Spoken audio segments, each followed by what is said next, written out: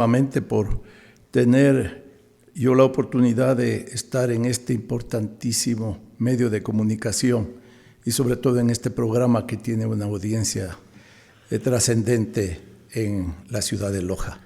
En realidad, el motivo por la que estoy aquí presente es porque el día de hoy lanzo y pongo en conocimiento de los interesados en la lectura un libro que se llama Crónicas de un Estado Fallido y que lo he escrito basado en ciertos acontecimientos últimos de los pasos que han tenido que dar las políticas de los administradores que han estado frente a las diferentes responsabilidades del país y sobre todo por la conducción general de lo que representa un Estado dentro de sus diferentes órdenes y que yo trato de enfocarlos en sus grados neurálgicos como para tal vez de pronto tomar ciertas correcciones que son de vital importancia y de esa manera salir de este oprobio que probablemente nos tiene a todos los ecuatorianos un poco confundidos. Economista, ¿puede usted reseñar un poco el por qué el Ecuador va de tumbo en tumbo?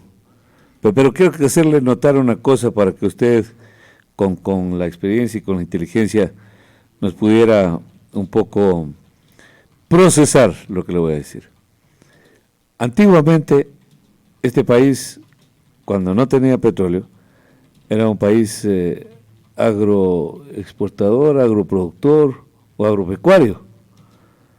¿Y qué había? ¿Pobreza o había escasez en esa época? Había educación, seguramente, muy limitada. ¿Cómo es que ahora hay tantos recursos económicos, tantas universidades, tanta academia, tantas alternativas de poder competir y tenemos más problemas en la sociedad? ¿Alguna vez se ha cuestionado así? Sí, por supuesto, y algo hago relación en ese aspecto en el libro, comparando lo que era el Ecuador de antes y el Ecuador actual. Antes el Ecuador definitivamente tenía menos recursos, menos condiciones y obviamente menos servicios. Las condiciones de desenvolvimiento de la gente era de mayor pobreza, de mayores limitaciones y probablemente de menos necesidades y exigencias también de la población. Pero en resumidas cuentas, la forma de vida, el nivel y la calidad de vida era infinitamente inferior. Entonces ha ido pasando el tiempo, ha mejorado, pero son por las condiciones globales que tenemos actualmente en el mundo moderno. Han mejorado los servicios, por ejemplo, en lo que es comunicación, en lo que son vías, en lo que es transporte, alimentación y una serie de elementos de eso. Sin duda, eso ha mejorado. El problema está que conforme vamos mejorando y pese a tener mayores ingresos, condiciones más interesantes con respecto al desarrollo propiamente que se va dando en todos los países, no vamos aprovechando los recursos de la forma apropiada como para que eso tenga un potencial mucho más interesante y beneficie a la mayor cantidad de población. No nos olvidemos que también aquí hay un factor en contra que es el crecimiento demográfico y por tanto también las necesidades cada vez van subiendo. Pero conforme también va pasando el tiempo, vamos aprendiendo nuevas modalidades, tanto para bien como para mal. Entonces, aquí estamos confundiendo las líneas de acción dentro de lo que es un campo administrativo. Se cree que porque crece la población o crecen cierto tipo de necesidades, tiene que también crecer un Estado que muchas veces no se lo está manejando en forma responsable. Y ahí viene probablemente la confusión, porque la proporción con la que crece el Estado no tiene tampoco relación al crecimiento de las necesidades, en este caso, de lo que demanda un país. Entonces, Aquí el punto vital es que, por ejemplo, en estos últimos años ha sido el paso y el salto que ha dado el Estado en una forma exagerada. Si, por ejemplo, hasta el año 2007 nosotros teníamos, por decir, un presupuesto de 10,000 millones de dólares y apenas en 12 años, en 12, 13 años, ese presupuesto se triplicó. Mire usted, no guarda relación al crecimiento de la población, Freddy, porque la población a lo mucho subió, por decir, un 15%, pero en cambio el presupuesto se triplicó. ¿Qué significa eso, mi estimado Freddy y ciudadanía?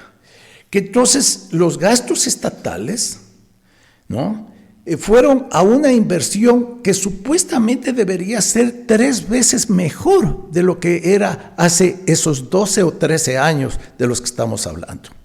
Pero resulta que la calidad de servicio, tanto en salud, tanto en educación, tanto en seguridad, en vez de haber mejorado, ha empeorado.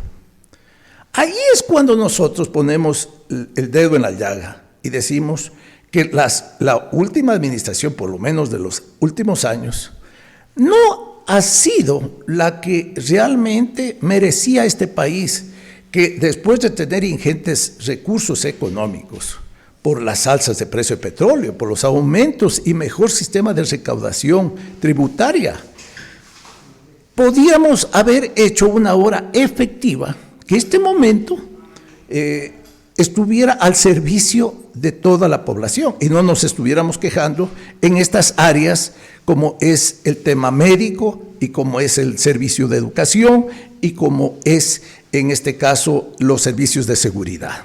Total, ¿qué es lo que ocurre? En asuntos de educación se concentró el dinero en ciertas universidades que en resumidas cuentas no han devuelto el servicio adecuado que demandaba la población. Ve usted como por ejemplo en Yachay se invirtió 602 millones de dólares, ¿no? Y se han graduado apenas 400 personas. ¿Le parece justo, Freddy, sabiendo que la gran cantidad de estudiantes que todos los años, ¿no?, salen de los colegios a las universidades, no son 1,000, ni 1,500, ni 2,000. Por favor, son como 40, 50 mil estudiantes nuevos que se incorporan para ir a estudiar en nuevas universidades o por lo menos para tener un tipo de enseñanza media que les permita tener una actividad decente en su vida diaria. Entonces, la calidad del gasto, Freddy, que se utilizaron esos recursos, fueron totalmente equivocados. Ahí viene la parte grave y yo diría la culpa principal de los administradores que han estado frente a tan alta responsabilidad. Por ejemplo, en el tema vial, sí se hicieron vías, se hicieron aeropuertos, pero donde había una frecuencia de vuelo semanal. ¿Pero por qué se tenía que invertir y gastar tanto dinero en zonas donde no había una demanda y condiciones óptimas para que haya un servicio adecuado? Entonces eso era botar el dinero. Se hicieron hidroeléctricas sin hacer un estudio previo de la demanda real que tenía el Ecuador. Y mientras tanto, en este momento, hay las hidroeléctricas que están en un pésimo funcionamiento porque creo que no rinden ni el 40% para lo que era su potencial. Y por otro lado, con los gravísimos problemas técnicos que como entró la corrupción, esas hidroeléctricas están ya a poquísimo de incluso colapsar, ¿no? Claro. Entonces, si vamos sumando todos estos aspectos, nos vamos dando cuenta de que hubo un manejo irresponsable porque los importantes dineros que sí los tuvo el Ecuador, no es que no los ha tenido, al contrario, ha tenido muchos, no los hemos aprovechado, porque además de que teníamos esa buena carga de ingresos, todavía después, para no bajar el ritmo de ofrecimientos y de gastos que se iban ofreciendo en todos los pueblos como capillo de feria, el gobierno optó por un sistema y mecanismo de endeudamiento Pero no un endeudamiento normal, sino un endeudamiento abusivo y torpe de ignorar, por ejemplo, el petróleo, ¿no? Porque ya habíamos superado el 40% del PIB, y empezarle a vender, en este caso, o entregar a largo plazo, por ejemplo, a la China, 1.500 millones de barriles, por ejemplo, pero con una tasa de interés del 7.5%, cuando podíamos haber conseguido créditos máximo al 3% a través de los multilaterales. Entonces, hay una serie de elementos que si usted los pone a analizar, resulta que nuestro Estado ha fallado. Nuestros administradores han perdido el año largo.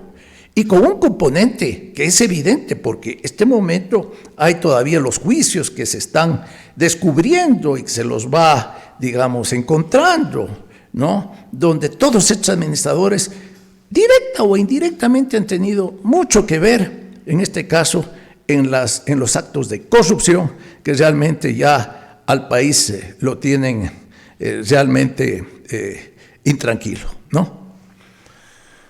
Así fallamos, sistemáticamente. Se lo llevó al Ecuador a niveles que nadie hubiese deseado y pensado que íbamos a llegar, sabiendo que habían tantos recursos. ¿Cómo es que se deterioró la sociedad? Usted lo dijo bien, o sea, la corrupción ha minado a este país, economista. Ahí está el punto más neurálgico, porque se habla de un balance general luego del estudio sobre valores de las obras, especialmente, y sobre otros gastos inoficiosos que llegan a cantidades de sobre 70,000 millones de dólares. Y eso es casi irrebatible. Aparte que, por ejemplo, un Estado que se manejaba con un número de personal que era ya en ese entonces relativamente alto, como eran 420,000 personas. Hoy por hoy tenemos más de 730,000. Pero no solamente eso es lo grave, sino que aparte de ese incremento y esa exageración, se subieron sueldos en un 70%, lo cual ignora el presupuesto anual para un solo y determinado sector que es minorista, Freddy. Entonces eso está mal, porque los ecuatorianos no somos 730,000 habitantes, que si bien se benefician ellos y en buena hora, pero en cambio en desmedro ¿de quién? De los 18 millones que somos los ecuatorianos. Entonces pensamos en ese grupo reducido y nos da pena cuando decimos, no, ellos no tienen por qué, en este caso, ser sacrificados. Pero en cambio, ¿quién piensa en el resto de ciudadanos que de alguna manera tenemos que beneficiarnos de buenos servicios, de educación, de salud, de vialidad, de seguridad y de todos esos elementos que están totalmente descuidados? Muy bien. Dos temas adicionales, economista. Usted topa ahí el tema de los gobiernos seccionales también. Le voy a poner un ejemplo, un dato. Y quisiera que usted también lo procese. Estuve antes de ayer en Chequinal, parroquia del Cantón Pindal. Esa parroquia, ese pueblo, se hunde. Por efectos de la naturaleza, hay una falla geológica o hidrológica, lo que sea, pero ese pueblo se hunde. Vaya a ver usted, a sabiendas que el pueblo se hunde, construyeron una cancha de esas que construyen en los barrios, canchas con techo. Usted puede imaginar unos $50,000 para arriba, depende de algunas condiciones. ¿Cómo puede entender usted, economista, que se despilfarran los recursos así? ¿Quién hizo eso? ¿Cómo hacen eso? ¿Cómo lo hacen? ¿Cómo votan? Y después le dicen a los gobiernos, ayúdenos, estos pueblos, nosotros no tenemos recursos, señor presidente. Le dicen a cualquier presidente, no tenemos recursos, ayúdenos. Y los gobiernos les dan. El sector rural no crece. Y entonces, mire, ese juego yo no lo he hecho nunca, economista. Nunca he caído yo en ese juego también. Y dijera al gobierno, nunca les dé un centavo medio a estos pueblos. Enséñenles a manejar con austeridad los recursos, con responsabilidad, como usted lo apuntaba. Bien, enséñeles en qué debe invertirse, en qué debe priorizarse el gasto público. Fíjese usted, el tema del municipalismo, de los gobiernos seccionales. El municipalismo, dice usted, tiene como objetivo proporcionar la mayor autonomía a los municipios y descentralización de la administración pública, siendo una poderosa herramienta para construir alternativas emancipadoras. Son gobiernos autónomos que administran las ciudades y cantones, consiguiendo mejorar servicios en muchas de las áreas donde el gobierno central no proporciona su atención. Los gobiernos seccionales en las provincias también tienen la participación de los consejos provinciales, siendo los encargados de velar por la asistencia de poblaciones y caminos secundarios, fundamental para el desarrollo del sector, especialmente rural, que requiere de una permanente ayuda al conseguir los objetivos en las zonas marginales. Exacto, muy bien. Ese es el enfoque correcto, porque los gobiernos seccionales son los que están más cerca, en este caso, del ciudadano, del vecino. Pero si la lucha tiene que siempre consistir en eso. Pero en cambio, ¿para qué la lucha si sabemos que estos gobiernos seccionales también están dañados? Exactamente. Ahí viene el problema. Entonces, no hemos sacado nada a luchar contra la descentralización si no estamos previamente preparados para saber en qué consiste tener un gobierno seccional. Fíjese, dos componentes: descentralización y recursos. Muchos los han tenido, pero de nada les ha servido. Todos lo han tenido. Proporcionalmente, créamelo, está en eso sí, muy bien dividido. Tal vez hayan gobiernos seccionales que se han beneficiado un poco más por estar cerca del gobierno central y que siempre les extiende la mano por situaciones de presión y de peso político, geopolítico. Pero es increíble. Yo estuve de gerente regional del Banco del Estado en el año 2002 y yo tuve la oportunidad de conocer muy de cerca todos estos municipios. Y el Banco del Estado, a través del Banco del Estado, había la posibilidad de financiarles íntegramente a todos, porque dineros internacionales incluso hay recursos para que solucionen el problema del agua potable principalmente y alcantarillado y otro tipo de servicios adicionales. Créanme lo que para eso hay plata, cualquier cantidad. El problema estaba en que la capacidad de retorno que tienen estos municipios o de endeudamiento es limitado, porque casi todos ellos tienen este problema. Por ejemplo, yo me recuerdo exactamente el gobierno seccional de Zumba, donde la carga burocrática era tal, ¿no?, que todo el dinero se iba solamente para salarios. Y después yo tenía entendido que ahí eran como 300 empleados, en ese entonces, me recuerdo. Y la población creo que no llegaba ni a 800. Entonces era todo el pueblo trabajando en el municipio, ¿no? Entonces no tenían capacidad para endeudarse. Y la gran cantidad que trabajaban ahí eran parientes del señor alcalde. Esa era la cuestión. Pero mire que no, le recuerdo, y de él ver, usted lo topa. Municipio de Mácara, municipio de Paltas y el municipio de Loja ya no tienen capacidad de endeudamiento con el BEDE. Y la carga burocrática es muy similar a la que usted dice. Es desproporcionada. Desproporcionada, claro. ¿Y sabe cómo se llama eso? Usted y yo lo sabemos. Vamos a utilizar un eufemismo que pues nos puede relevar de cualquier otro comentario.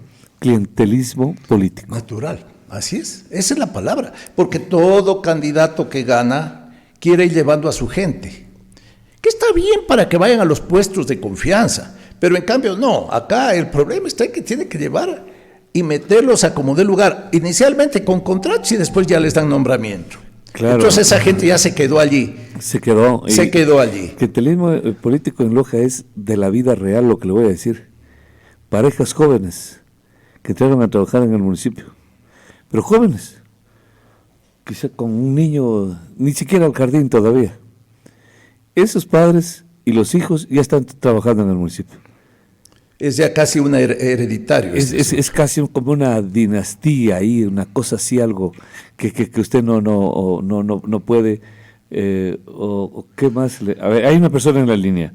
Hay una persona en la línea.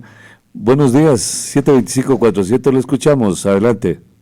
Muy buenos días, muchas gracias, doctor Freddy. Un saludo al economista Osvaldo Borneo Castillo. Tal vez puede desviarme un poquito del tema, quisiera saber el criterio del economista. Al momento, Loja sufre una escasez de diésel. Todavía no se siente en las gasolineras, pero ya hay una merma por parte de Petrocomercial. El economista tuvo vehículos de transferencia y conoce del asunto. La mayor cantidad de diésel se está yendo a Zamora para consumo de estos tractocamiones, tractomulas que llevan la riqueza de Zamora, la sacan a Puerto Bolívar y se va a la China. Estos camiones, el diésel, al mismo valor de lo que consume la transportación pública, interprovincial, urbana o lo que sea. Con la diferencia de que el transporte público está regulado al precio por el Estado y tiene que dar la media tarifa a algunas clases vulnerables y quienes se llevan la riqueza no. Entonces ahí debe haber un subsidio real a los transportistas públicos, compensarles la media tarifa. Y a estos vehículos que son comerciales, netamente comerciales, debe tener un valor superior el diésel. ¿Cómo lo tiene ahorita? El diésel industrial está sobre los $4.06. Entonces algo está pasando, se está yendo la cantidad de diésel, la mayor cantidad de diésel a Zamora, y hay que ver qué sucede. El señor economista, que no sé su criterio en cuanto al subsidio que debe haber a la transportación pública, porque esta cumple con la media tarifa. Muchas gracias. Muy buena pregunta.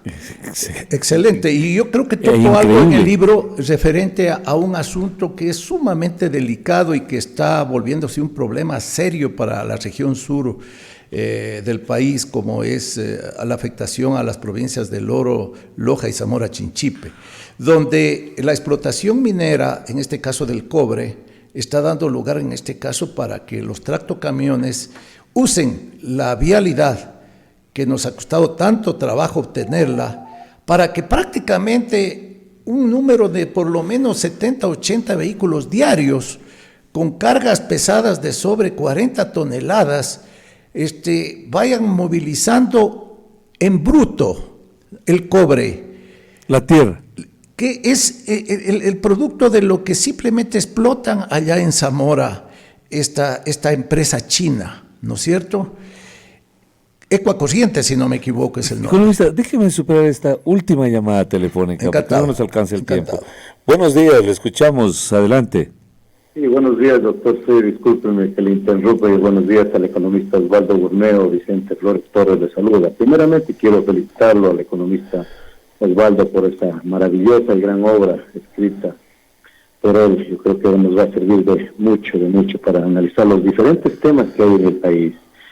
Y luego también, bueno, felicitarlo por el comentario, por el análisis que está haciendo, un análisis concienzudo, un análisis imparcial, sin odio, sin revanchas. Y eso es importante porque eso nos educa, nos llena y también nos ayuda para nosotros ver y despertar sobre los diferentes problemas que hay en el país. Y una última pregunta, preguntarle al economista Borneo si ha pensado tal vez lanzarse a la alcaldía. Yo creo que Loja lo necesita. Cuando estuvo de candidato se pensaba que iba a ser un buen alcalde que íbamos a tener, pero desgraciadamente no fue así. Muchísimas gracias, mi estimado doctor y economista. Claro. Bueno, esa pregunta ya la hicimos alguna vez a usted y si usted quiere luego la contestará. Economista, lástima por el tiempo, pero resolvamos una de las dos inquietudes. Sí, con todo gusto. Entonces el tema minero nos ha perjudicado a nosotros hasta ahora. Pero lógico, no ha sido beneficioso, sobre todo en la forma como se ha dado la concesión. De manera irracional. Fíjese, pero obvio, el tema de inversión extranjera hay que entenderlo en el sentido de que eso genera empleo, Freddy, por favor. La atracción, yo por ejemplo estoy totalmente de acuerdo con la inversión extranjera y se tienen que dar condiciones para que funcione la inversión en nuestro país. Pero cuando se dan concesiones para que vengan estas empresas solamente a explotar y a llevarse la materia prima en bruto, sin dar valor agregado, y le aseguro que con un trabajo que no llega pero ni a las 400, 500 personas. Nosotros nos preguntamos, economista, ¿qué pasó con el gobierno? Eso fue del gobierno del presidente Correa, que hicieron concesiones. Viene el presidente Moreno, siguió respetando esos acuerdos, esos contratos. Bien, el presidente Lazo no pasa absolutamente nada. Si ve usted cómo es el poder unímodo y así, pero rapidísimo, por favor, 725-400, buenos días. Sí, buenos días, doctora Ponte. Le saluda Bolívar Cabrera para saludarle al economista Osvaldo Burneo. ¿Cómo está, doctor? Me da mucho gusto saludarlo, lástima el tiempo, pero... Sí, oiga, pero soy rápido. Solamente para manifestarlo de que en realidad en las situaciones que vivimos en Loja lo necesita para que sea candidato, y Loja necesita una persona como el economista Osvaldo Burneo para que se solucionen los problemas que tanto afecta a Loja. Muchas gracias. Ahí está, pues, solo lo único que falta que nos diga, lo que decir, yo no la necesito a Loja, ahí se acaba todo.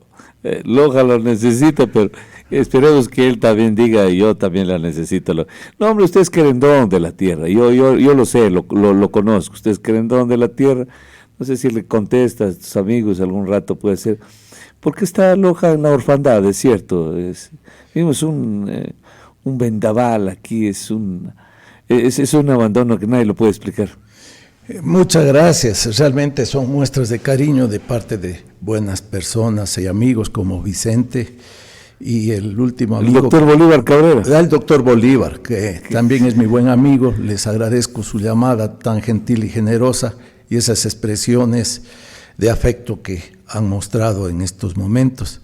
Eso es motivador y por eso a Loja pues, no hay como dejarla jamás. Yo vengo todos los meses, le cuento, Freddy, porque tengo acá mi familia, tengo mis padres, tengo un hijo y mis nietos, así que para mí Loja sigue siendo mi tierra. Tengo incluso mis actividades particulares, entonces no puedo descuidarme bajo ningún concepto. Pese a que el problema entre la conexión Guayaquil-Loja ahora es más distante que antes. Así me he dado cuenta. Porque recuerde que en mi tiempo, una de las cosas que luchamos cuando yo fui diputado es que la frecuencia de avión no se quite, todos los días. Y nosotros no nos dejamos quitar porque habían autoridades que en este caso la peleábamos. Claro. Y eso íbamos a gestionar como correspondía. Porque primero estaban los intereses de Loja. ¿Cómo va a ser posible que una ciudad de Loja no pueda tener contacto con el puerto principal? Encima que la vía terrestre está en malas condiciones. Malas condiciones. Desde Cuenca por el Cajas incluso está suspendida. Natural, entonces nos toca muchas veces viajar en condiciones difíciles porque nos ha tocado quedarnos en el camino varias horas y realmente es difícil con el principal puerto que tiene el país. Entonces, en esas cosas se ha retrocedido y yo veo que ahí sí falta más gestión de las autoridades. Yo no quiero echar la culpa y decir que por culpa de ellos, no, es por culpa de los gobiernos que se desentienden de ciudades como las nuestras, que están, lamentablemente, las toman como ciudades de tercera. Y ahí vamos a la última pregunta, economista, considerando el tiempo, eso sí. Este gobierno, ¿Qué opinión, qué criterio? Este gobierno le tocó heredar realmente un estado dañado, complicado, corrompido, con un arrastre muy grande de problemas. Entonces, esa parte es entendible.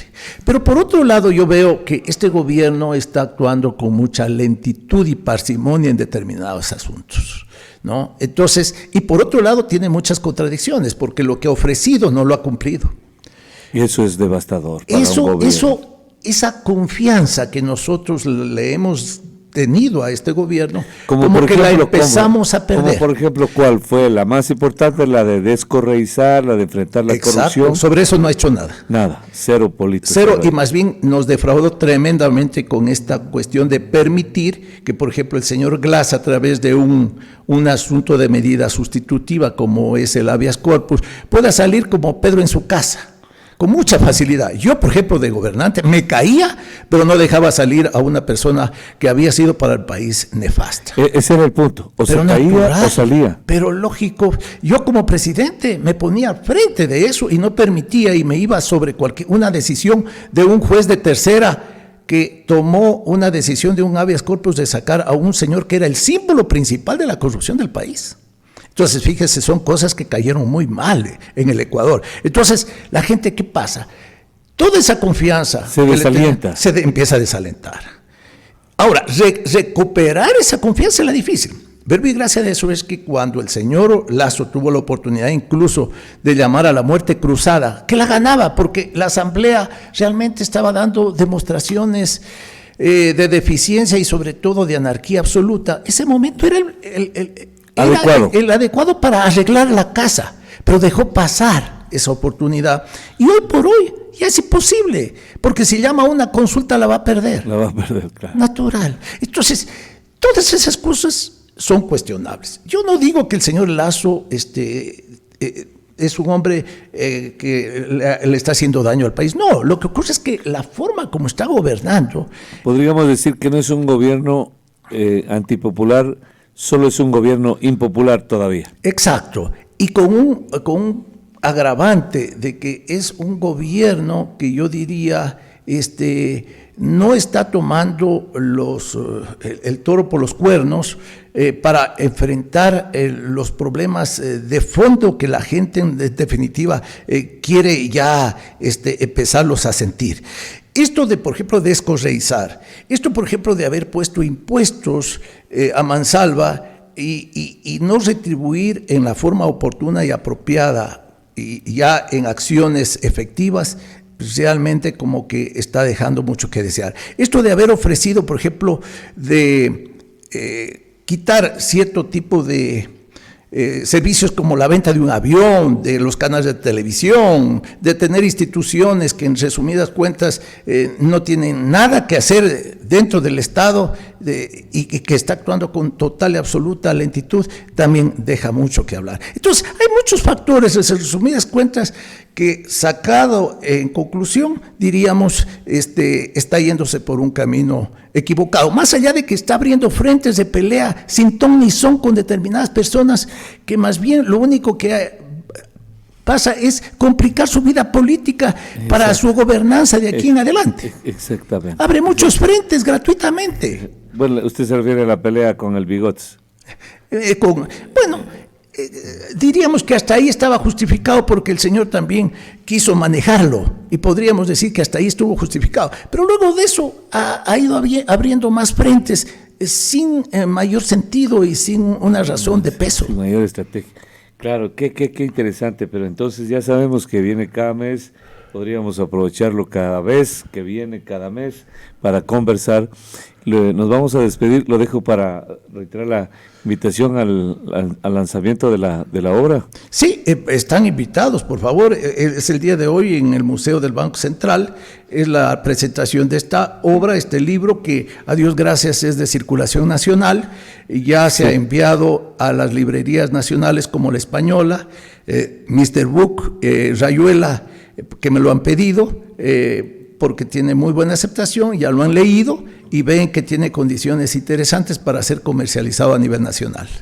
Así que está cordialmente invitado, Freddy. Banco Central. Es en el antiguo Museo del Banco Central a las 6 de la tarde. 6 de la tarde. Donde se expondrá justamente esta obra y me harán la presentación y yo también tendré la oportunidad de explicar algunos aspectos importantes del libro. Lindísimo, ¿no? Lindísimo.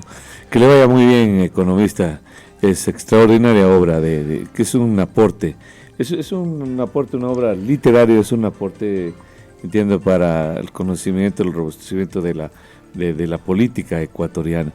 Posiblemente por ahí podríamos encontrar algunas explicaciones, algunas respuestas a nuestras inquietudes y dudas. Gracias, economista.